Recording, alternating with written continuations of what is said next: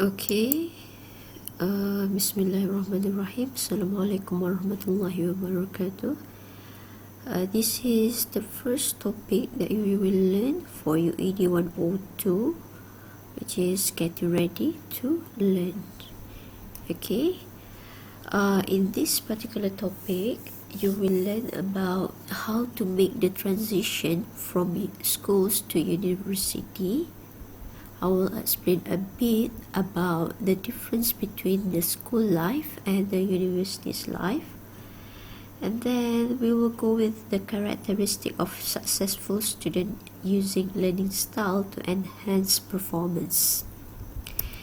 Okay, the overview for this first topic, we want to focus on making the transition from schools to university, concentrating on ice-breaking activities as well as learning style and characteristic of successful student.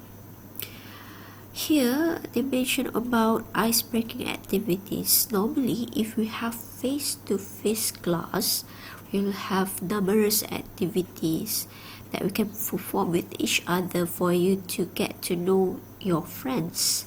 However, because we have constraint due to the online learning, the activity changes and we will only focus with one activity. I'll explain later. First of all, I would like to brief a bit about the difference about the university and school life. For me, in school, of course, you are being a guide, and if you lost, there will be your teacher to make sure that you are in the right track. So basically, you have guidance. You are being told to do things, and if you are not performing well, there will be people that will help you throughout your study up until you have finished your SPM level. And you have a set of classes that you need to follow the schedule. So everything being determined, being set by the school, by the teacher, and your parents and teacher play active role in your learning. But in university's life, you're basically more independent. How independent is that? You will be you will have to register for your own courses. Of course, the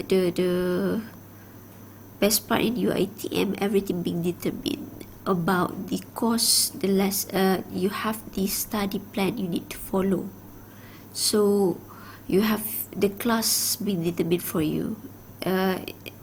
It's not that different compared to the school for UITM, but still you must register. If you fail to register for the course that you need to take for that particular semester, you'll be in trouble lah afterwards. So itu yang kita bagi tanggungjawab sikit lah for the student in order to remember to register for their courses every time in the beginning of the semester.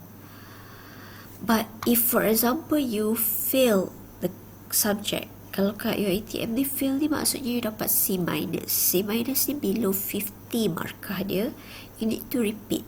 So bila you masuk SEM 2, bila you start repeat subject, so jadual tu dia tak akan tally dengan kawan-kawan awak yang ambil SEM 2. Yang jadual dia dah diorganize, but you ada another subject yang menyebabkan you kena buatkan dalam jadual yang memang sedia ada tu. So my suggestion is, if you repeat one subject next semester for your second semester, please register the subject and you repeat dahulu sebelum you decide to join subject yang memang untuk SEM 2 tu. So make sure you boleh register for repeat class dahulu. Okay, dia akan berlaku clash. So nasihat saya, the best is try to avoid repeat lah. you boleh perform in school, you got better grade in school, you can perform also in the university. Cuma kadang-kadang ni student yang lost sebab bila kita belajar online, you kat sekolah dulu memang PDPR juga kan, tapi at least cikgu ambil berat pasal you, but in the university kita tak sempat tahu, kita tak ada konsep. You ada penasihat akademik, tapi penasihat akademik ni PA ni bukan personal assistant, dia akan guide sikit. All the rest is you try to do on your own. So what should you do is you need to establish yourself. Even though you learn on your own at your home, ataupun ada some of you came to the campus with friends, tapi make sure that you takkan ketinggalan. Okay, and you need to be extra alert lah dalam group WhatsApp. All the info that the lecturer mentioned there is very important. Okay, try your best not to repeat, and try your best not to be a free rider. Free rider ni maksudnya student yang dalam group work dia tak buat task, dia cuma ada nama sahaja. Bila orang bagi task suruh buat, dia tak buat, lalu sekali dia dapat markah. Yang ni adalah golongan yang sangat tidak disukai di university. So avoid yourself from being that types of person. You part 1 ni baru masuk, you lagi fresh, so make sure you tak ketinggalan, so that you tak perlu jadi frustrated at the end. Dia basically bila masuk universiti ni nak 1000 daya, tak nak 1000 dalih. Okay, I dah salah eja kan, concentrating.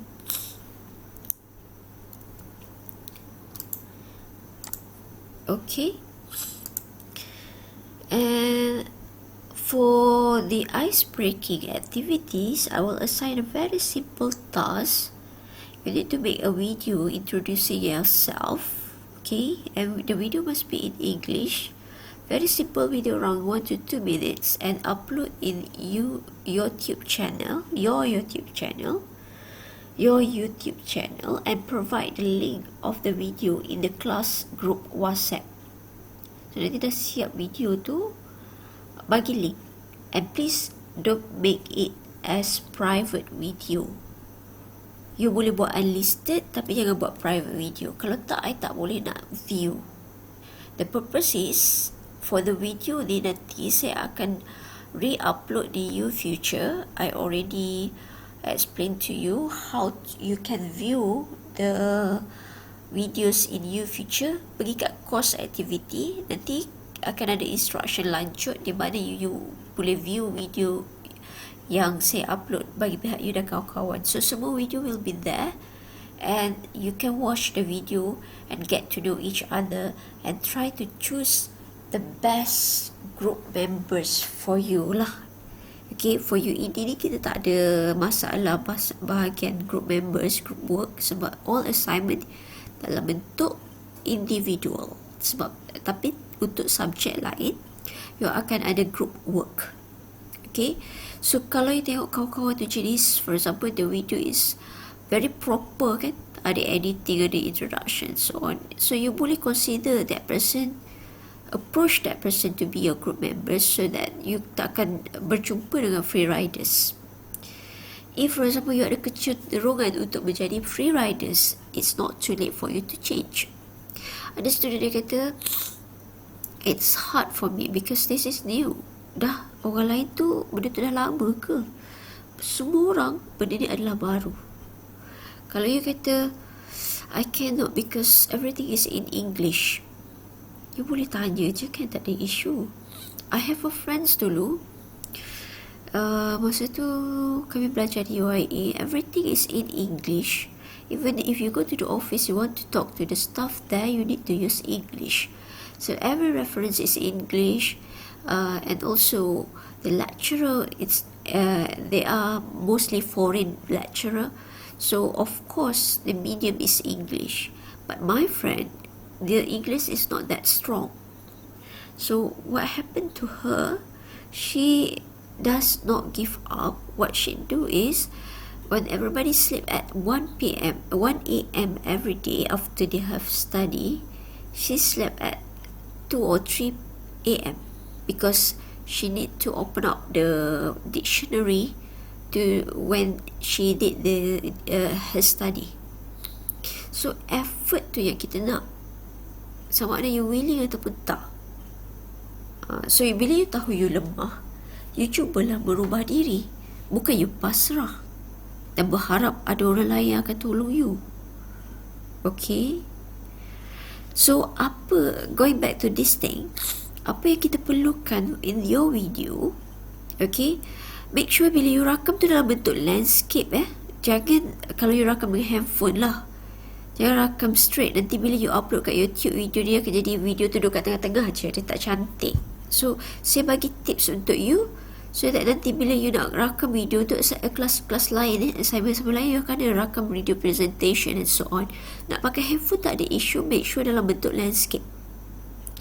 Okay, supaya bila dia masuk dalam YouTube frame nanti dia akan penuh, cantik. Okay, what should we have there? Your full name, and you need to give your nickname so that your friend know. Kalau sekarang ni kan nama kan panjang, ada 3, ada seorang tu sampai 4. Which one yang you prefer your friend to call you? Okay, decide one. That one will be your nickname. Okay, as for me kan, kadang-kadang tu kawan-kawan saya dulu masa saya kat universiti, dia panggil saya Soleh. Nama saya Soleha kan, dia panggil Soleh, dia jadi lekat kat situ. Lepas tu at the end tu tukar sikit, kawan panggil Syol. Sebab ada kawan confused kan, biasa sebut Soleh tu bukan biasa lelaki, lepas tu tiba-tiba perempuan kan. So it's a bit confusing. I did not ask them to change, but some of them change to Syol, and sampai sekarang lah lekat dan dia panggil Madam Syol. Basically for those kelas lain, I am the one, my name is Soleha Abdullah. I am the one who will teach you about this chapter 1. Okay, another video will be from other lecturers yang mengajar UED jugalah. Okay, next is, you need to tell us where are you from. Okay, you can be a bit detailed. For example, I'm from Terengganu. Which part of Terengganu? Indungun. You boleh cerita sikit Indungun ni macam mana, Panda ke. So your creativity, if you want to go and shoot some video, tapi tak naklah sampai 10 minit kan. So kawan awak nak tengok nanti dia akan time consuming up until 1 to 2 minutes kan. Sebenarnya you boleh letak banyak benda dalam 1 ke 2 minit. Okay, tell us anything interesting about you. Kalau saya tanya student kan, most student akan cakap nothing is interesting about me. Tu you macam sangat pada rendah diri sendiri tau. At least ada something yang you boleh banggakan tentang diri you. For example, saya peminat K-pop. Kenapa? Sebab saya selalu buat drawing. Saya bagi contoh bukan saya. Kita generation gap, saya dah lama dah tinggalkan K-pop semua-semua tu. Saya dah tak excited dah dengan K-pop. Okay, mungkin generasi sekarang pun dah berubah, dah tak minat dah K-pop semua tu kan. Kalau you ask me what is interesting about me, I am a perfectionist. So when I do something, I will do it my best. Itu yang cantiknya tentang saya.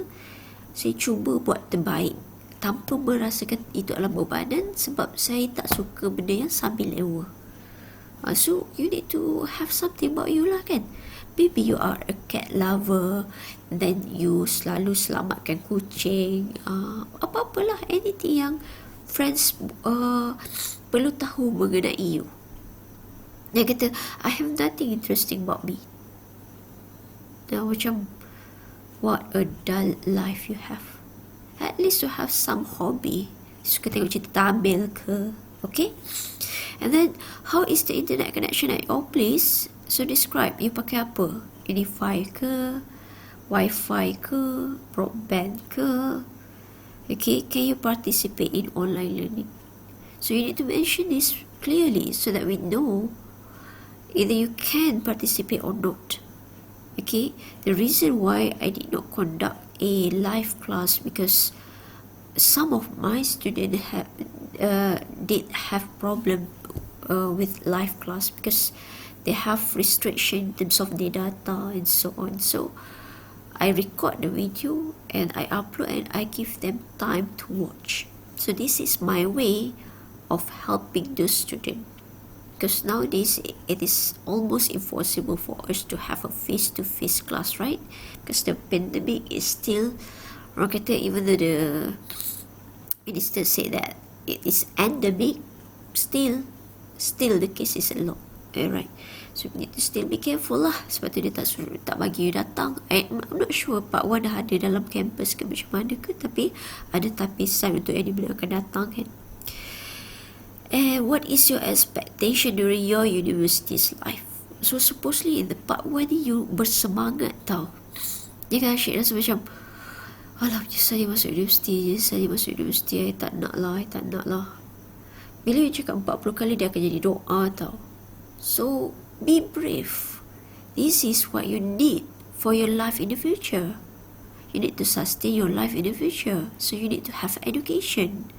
Without education, you are nobody. Orang tak akan pandang. Even though you kata you pandai berniaga ke, you cantik ke, ukuran level orang tu adalah pada education dia.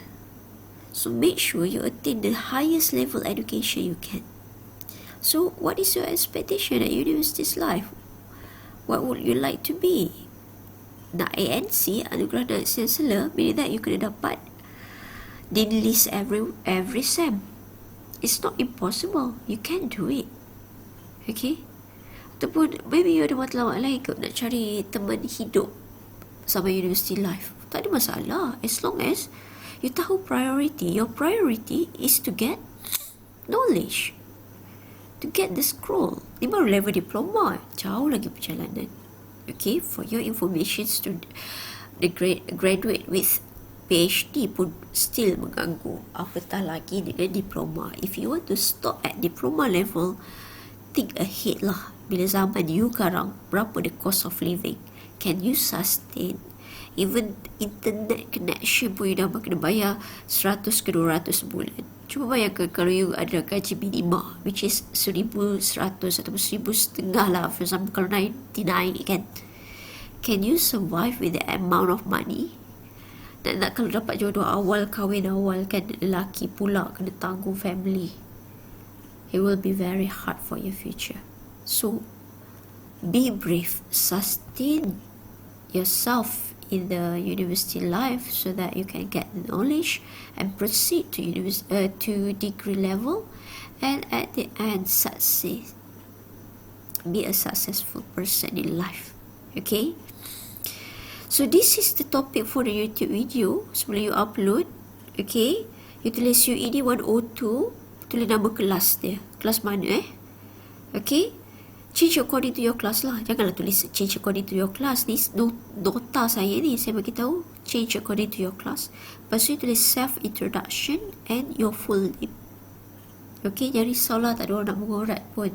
Like I told you, video tu jangan buat dia private. Buat dia unlisted kalau you tak nak bagi orang boleh search. Kalau nak buat public pun tak ada isu sebenarnya. Sebab you rakam bukanlah you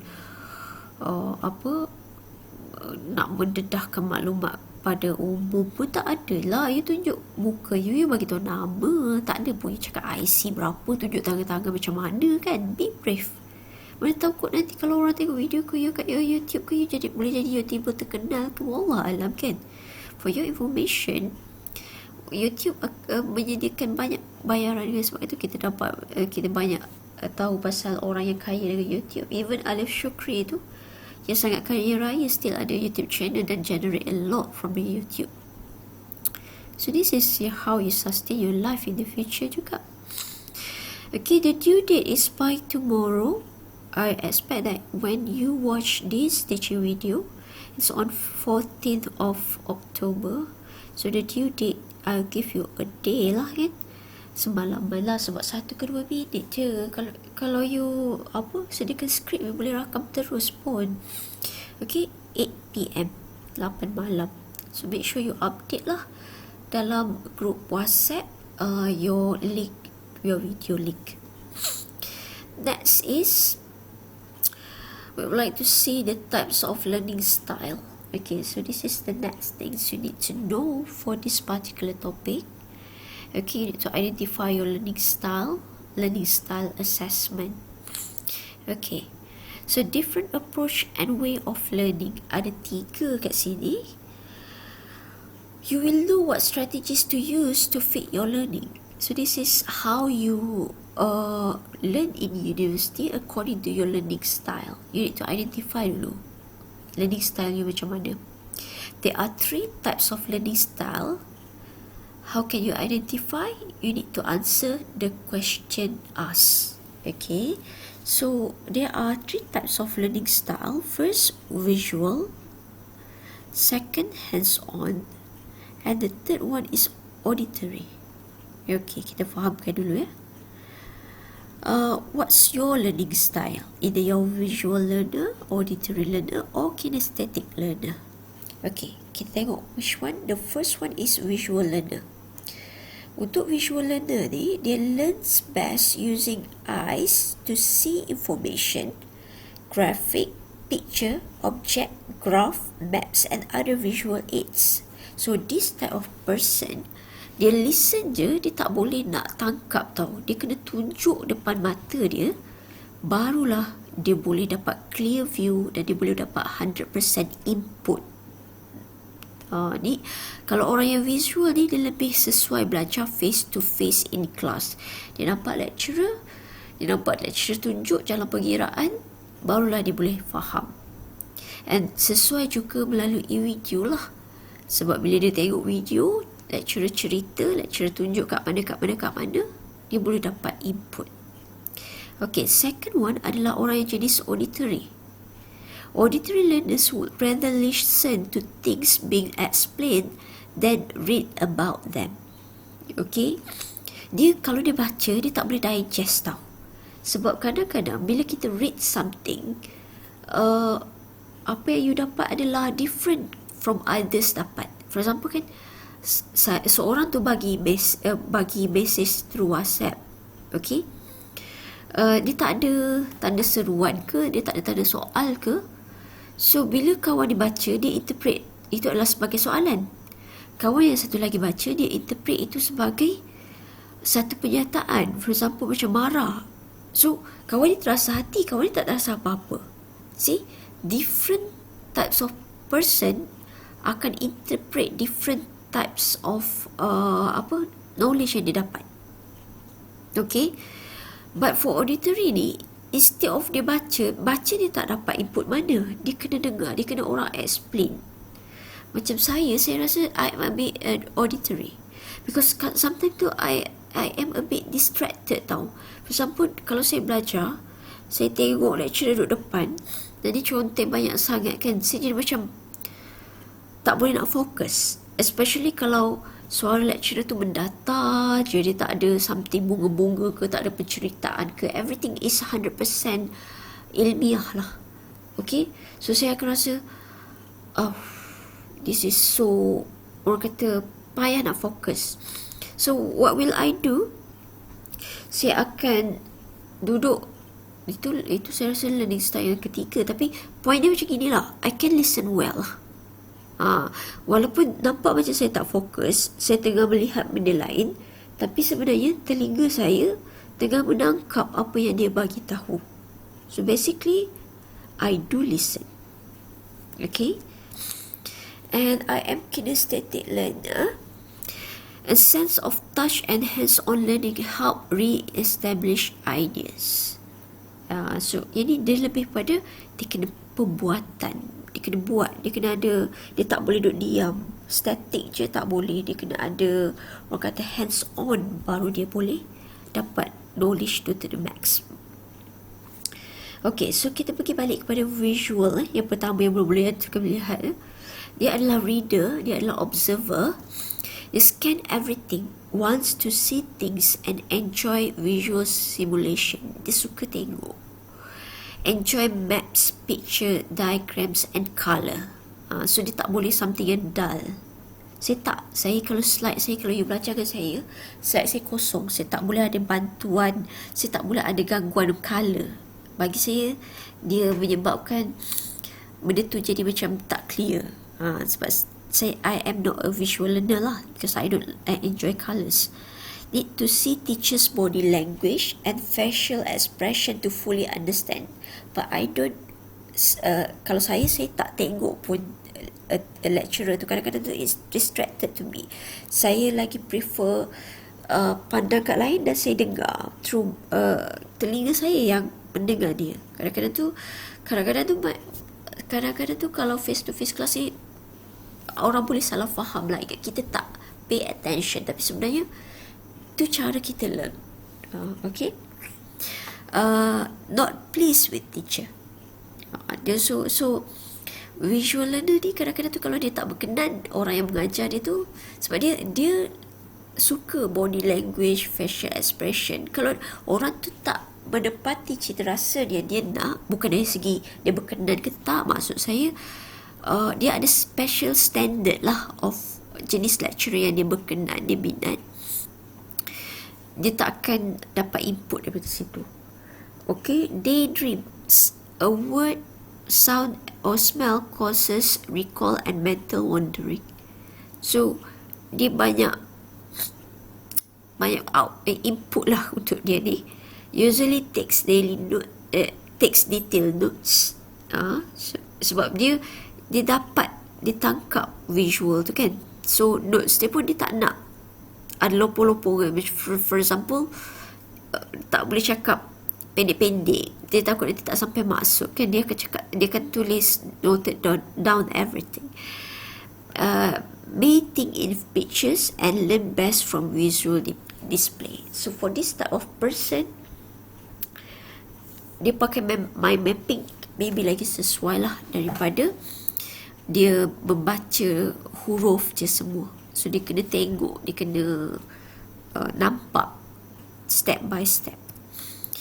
Characteristic of an auditory learner: interpret the underlying meanings of speech through listening to tone of voice, pitch, speech and other nuances.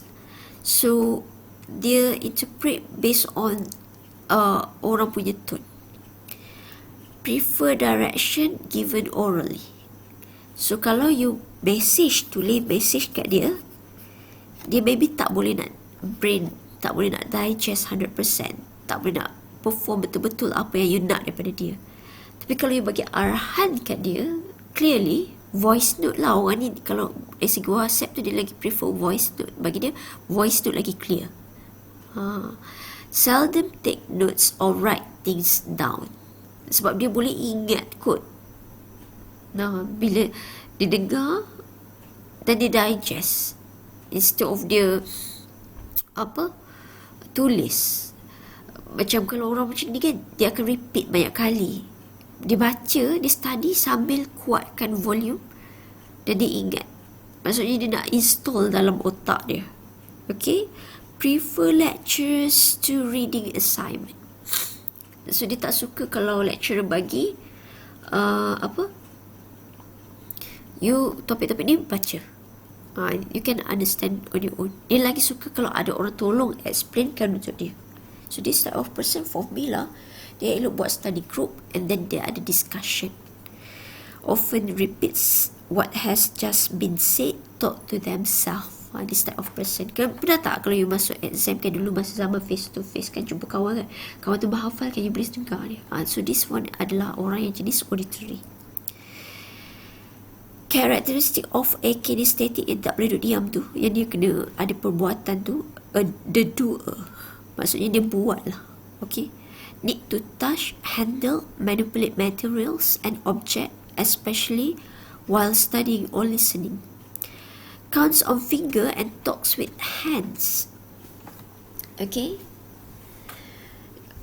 for example, you cakap 4 campur 5, dia tak boleh tangkap terus tau. Dia lebih suka, dia boleh 4 belah kanan, lepas tu tak 5, baru dia boleh dapat 9 macam gitu. Okay, good at drawing design. This one I'm not sure what happened here, because I don't think I am a kinesthetic. Tapi basically I have a bit of everything, sikit lah. Tapi yang saya tahu, saya jenis karakteristik apa, I am a hard worker. I'm not a genius, that's why I work hard. Okay, often doodles while listening, thus processing information. Macam tadi kalau yang auditory tu, dia tak buat apa-apa, dia listen je, dia tak take notes. Yang ni sambil-sambil dia listen, dia take notes ataupun dia lukis, dia buat bunga, dia buat butterfly, dia buat tapi sebenarnya dia tengah install masuk dalam otak dia kan. Okay, good at sport mechanics using appliance and tools. I am not doing sport. I also don't know how to use tools. I think I'm not kinesthetic lah. Often adventurous. Saya suka dulu masa muda, sekarang dah tua ni. Adalah juga naik bukit kan, tapi macam tu lah, selalu semput lah. May find it hard to sit still for long periods. Tapi ni macam saya juga.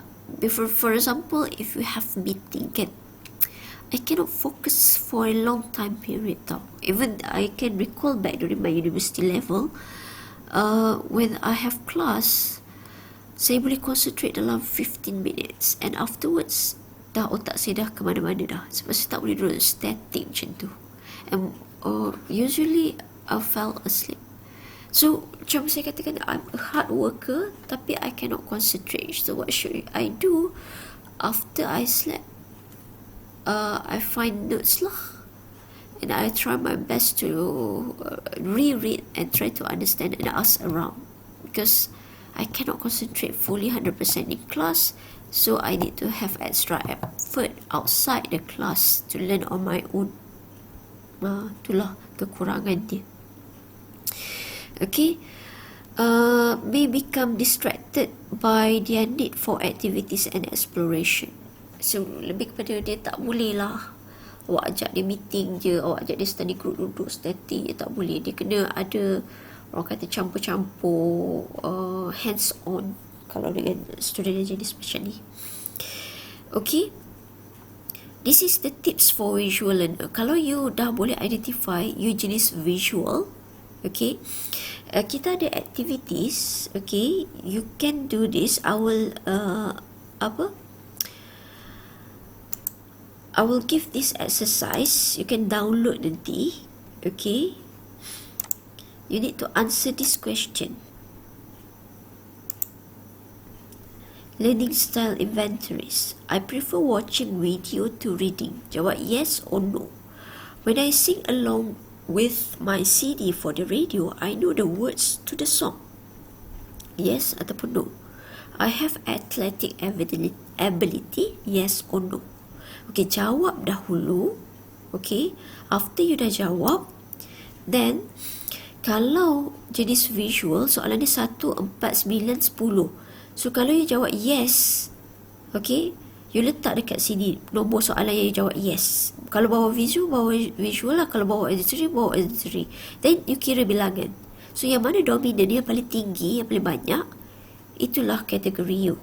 So kalau dia sama dekat nak sama-sama je, tu meaning that you have, orang kata, versatile learning style lah. You boleh belaka. Okay, hopefully you faham. Kalau tak faham, you boleh tanya. Kita akan ambil yang yes saja. Tapi jangan baca dulu yang ni. Try this one first. Jawab dulu. And then baru you letak kat sini, and then baru you identify which one. Okay. Tally your response by adding up only the yes answer, bukan no. Okay. Put the number of question in the appropriate box. For example, if you answer question number 9 with a yes, question number 9 adalah visual style. Okay, cuba tengok question number 9. I prefer watching. Kalau you jawab yes kat sini, visual. So you letak number 9 kat sini. So bila that, yang yes tu letak, yang yes dekat visual, letak kat visual. Yang yes dekat auditory, letak kat auditory. Okay, so hopefully you faham lah. The highest score indicate that your preferred learning style. Okay, tengoklah yang mana. If you have a high score in more than one area, you are using additional modalities. Remember that there are no wrong answer to this inventory. Everyone is an individual and has its own style of learning. But you can develop your style of learning sebenarnya. Mana-mana yang you rasa terbaik. I think this thing you already learned in school. Kita cuma nak refresh your memories back lah. Okay. Going back to the slide. Okay, this is the tips for visual learner. Have a clear view of your teacher when they are speaking so that you can see their body language and their facial expression. Orang ni dia suka kalau orang bercakap dengan dia. Dia lagi mudah masuk. Dia terkesan di hati dan di kepala dia. Okay, use colour to highlight important points in text. Orang visual ni dia suka warna. So, bila you study, you buat nota dengan berwarna-warni. Illustrate your idea with as a picture and use mind maps. For visual learner, you should use mind maps. It will help you in learning. Use multimedia such as computer or videos. Study in a quiet place away from verbal disturbance. So dia tak boleh tempat bising. Ada orang boleh study dengan lagu, saya tak boleh. Depends on you. Okay. Visual information as pictures to aid learning. For example, kalau you nak hafal characteristic of a successful person, ada 5 kan. So SAU contoh dia kan. So S tu apa? S stand for seal, A2 stand for apple, U2 stand for umbrella. So dia fikir C an apple in the ada umbrella, macam itulah contoh dia. Okay. Kalau visual learner, dia ada banyak lagi tips dia. Make chart, graphs, tables in your notes. Dia lagi cepat you boleh faham, boleh ingat. Participate actively in class that will keep you involved and alert. Okay, dia bukan seorang yang you tak boleh jadi seorang yang pendiam, yang pasif. You kena lebih contribute in class. When memorizing material, write it over and over. Bila tulis banyak-banyak kali, you akan lebih ingat. Keep pencil and paper handy so that you can write down good ideas. Orang ni macam dia lebih visual kan, so dia dapat tangkap info tu dan dia akan buat notes. Replace word with symbols. Kadang-kadang tu instead of you write it down with symbols, you can better memorize things. Use flashcard to memorize. So this is the method of learning that is good for visual learner lah. For auditory learner, this is the tips for you. Think aloud and talk to yourself. Okay. Bila berfikir tu, bercakap. Try to talk to yourself. Participate in class discussion debates. Okay. Tak perlu malu. Malu bertanya sesat jalan. Tapi dia ada, orang kata, garis tau antara pemalu dan juga yang jenis yang orang kata terlebih sampai dia jadi rude tau. Hopefully you faham you boleh bercakap, tak ada isu, tapi make sure you are polite and think wisely before you talk. Jangan sampai dia jadi rude, sampai you macam portray that you did not respect, especially towards your lecturer lah. Kalau ada Google Meet class ke, kalau nak bertanya ke, ada adab bertanya kan. So janganlah sampai I don't think this is correct. Macamlah ilmu you terlampau banyak kan, dia ada cara nak argue lah. So orang kata adab tu, okay, kena ingat adab. Alright. Make speeches and presentation. Read text out loud, especially when proofreading or when tired. So in tips dia kan, kalau you rasa penat kena study ke for auditory ni, baca je biar dia masuk. Kadang-kadang tu orang auditory ni, dia cari kawan-kawan yang memang auditory juga, and then study together. Kawan tu baca, dia dengar. So sambil dia berehat, dia digest. Lepas tu nanti kawan tu penat, yang tu pula baca, dengar. I often do this also during my university life. Use tape recorder. I've seen this. Many people have this because kadang-kadang tu bila tape recorder tu dia boleh recall balik, dia boleh ingat balik So this is the method, kan? Discuss your idea verbally with friends or small groups. Even though you don't meet face to face these days, still you have WhatsApp, you have Google Meet, you can Skype, you can see each other every day. Call boyfriend boleh, call girlfriend boleh, takkan call classmate tak boleh for the study. This is much more important compared to your personal life yang tak tahu pergi ke mana tu. Kecuali kalau memang you dah confirm kahwin dengan dia, kan, bolehlah fokus 100%. Dan saya you muda lagi, kan, so cuba take mana satu priority. When doing math computation by hand, use graph paper to help you keep your column aligned. Recite information over and over to better memorize material. You may want to sit near the side or back of the classroom where there is less visual simulation. Orang tak suka gangguan, kan, dia lebih suka mendengar, kan. So this is where you should sit lah. Kalau for example ditakdirkan dah habis pandemik ni, you akan datang balik ke kampus, kan. So take this as a tip lah. Kalau tak percaya, you boleh ubah. Okay, so tak semestinya sama sebenarnya.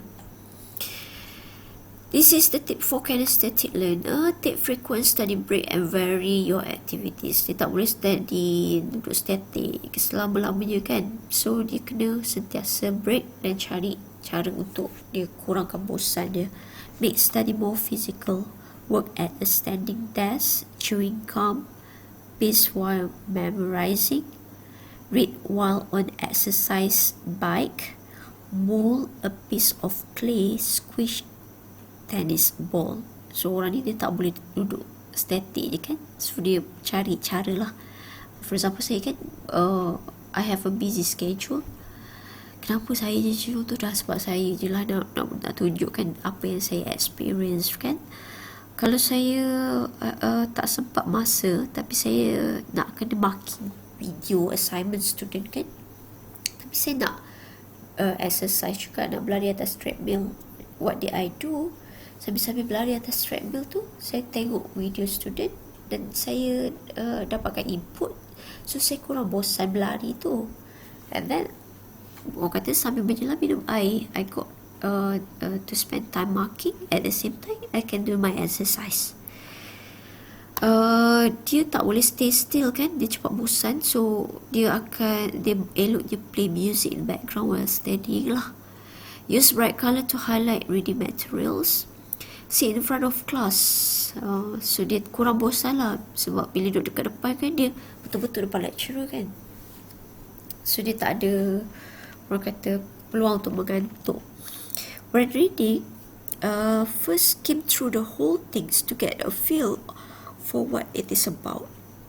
Then read the chapter carefully. Benar tak? Biasa kalau you baca, kan, biasa macam panjang ya, banyaknya. Biasa you baca straight, sikit, dapatkan input dulu. Okay, I faham dah macam mana. Lepas tu baru you baca satu. Use special notes, taking techniques such as mind mapping. Okay, visualize complex project from start to finish before beginning. This allow you to keep the big picture in mind. So orang kinesthetic ni, dia visualkan awak in the future you nak jadi apa. If you have some sort of achievement that you want, you will try your best to achieve that. Make models to illustrate key concept. Ini I'm not sure lah ni, tapi key concept ni maksudnya kalau you ada benda-benda yang nak kena hafal, kan, so method of memudahkan you menghafal lah, sebab dia tak boleh nak tengok macam gitu je, kan. Okay, so last part, sorry this video a bit long, kan. Kadang-kadang tu kita kena have a choose of something lah, instead of direct je you tak dapat input, kan. Hopefully from my baby you dapat lah a bit of input of what should you do in university life to excel and graduate with flying colours. To be a successful college or university student, first you need to attend all classes, IPTA especially, like I mentioned. Kalau IPTA ni you miss kelas, you akan dikenakan tindakan tata tertib lah. Dia ada certain number of class you can miss. Tapi kalau you ada MC ke, ada valid reason, surat persendirian tak diterima ya. Valid reason, for example, kematian family terdekat, okay, boleh, iaitu boleh dikecualikan daripada absent lah. Okay, so make sure you try your best to come to class. And for online classes, normally kalau tak ada kelas Google Meet, lecturer buat kelas kat UEfuture, and what should you do is you need to tick the online attendance at UEfuture. Kadang-kadang student ni, even the small, orang kata small instruction from the lecturer to tick online attendance, still dia tak buat juga. Itulah masalahnya yang menyebabkan kasihan kepada lecturer lah, nak kena kejar seorang-seorang, nak kena tanya kan. Padahal the task is very simple. You just need to tick sahaja. Buka UEfuture, go to the online class and tick. Susah sangat kena ingat. Kalau simple task macam tu you cannot do it, how can you be successful in life? Okay, become an active learner. Unlike in high school, in university or college, you can't learn all the material just reading from it a couple of times. Okay, you need some sort of explanation lah. So you need to write and recite information to get it into the long-term memory. Kadang-kadang tu dia tak boleh nak digest sendiri tau. Okay, you tak boleh dapat everything from the Google Meet session and the video session. Sometimes you need to read the textbook and get additional information. Okay, participate in class. Participate in class ni, for example, kalau Google Meet ada lecturer tanya soalan, jawablah. Dia bukan lecturer tu akan bash awak, akan malukan awak. Alah, soalan macam tu pun tak tahu, tak ada, tak pernah lagi, saya tak pernah jumpa lagi lecturer macam tu. So kalau salah, it is orang kata a step of learning. At least you berani. You tak akan rasa malunya, you tak akan dimalukan, jangan risau. Tapi jangan rude saja. Okay, outspoken boleh, tapi bukan secara rude. Be polite. Kita suka, lecturer suka. Tapi kalau kelas, for example, kelas watching teaching videos kan, how you participate is through the task that the lecturer assign. For example, kalau my class, I will assign task at I discuss. I will guide lah student macam mana nak submit kan. So I expect everybody will submit the task lah. Bukan kita nak remind yang ni tak submit minggu ni, yang ni tak submit pula. Macam tu. Kalau student macam ni, kadang-kadang tu kita dah give up lah. Kita macam, biarlah dia nak jadi apa, tak ada kisah pun kat kita kan. Tapi sebab kita kenangkan you all ni satu bangsa, bumi putera yang memang asal di Malaysia, kita nak bantu bangsa kita. Okay, so we try our best to digest everything lah, even though we don't like it. Okay, get to know your lecturer. Take a few minutes to stop to talk with your lecturer before or after the class during the office hours. And tak berlaku lah sebab sekarang ni we don't have orang kata human touch kan, tak ada face to face interaction. But you can still talk to me or any of your lecturer lah dalam group WhatsApp lah, tanyalah soalan. Tapi janganlah tanya soalan yang tak relevan kan. Kadang-kadang tu kalau bila lecturer ajak borak tu, boleh je lah borak. Janganlah sampai kita bagi salam tak ada seorang pun jawab, menunjukkan betapanya tak ada adabnya kan. So jadilah generasi baru tapi dengan adab, beradab. Okay, form a study group with friends. Yang ni adalah very important tau. Even though you study online, tapi bila you ada friends to form a study group, it will be good for you. For example, kita ada 11 chapter nak study kan. So kalau ada you a group of 3, you boleh bagi 3 seorang. So you buat 3 nota, you buat 3 nota, you buat 3 nota. Nanti you beat up kat Google Meet and then explain. Orang ni explain topik yang dia study. Itu the best way for you to learn fast tau. Don't be selfish. Kalau kawan awak dapat A, Apa ruginya kat awak? Tak ada rugi apa pun. Okay, pendamkan ego, pendamkan rasa jealous pada kawan tu. Kita maybe situation kita nak kawan kita percaya, at the same time kawan tu pun perlu ada kehendak yang sama. Biarlah masing-masing percaya. Okay, stop being selfish.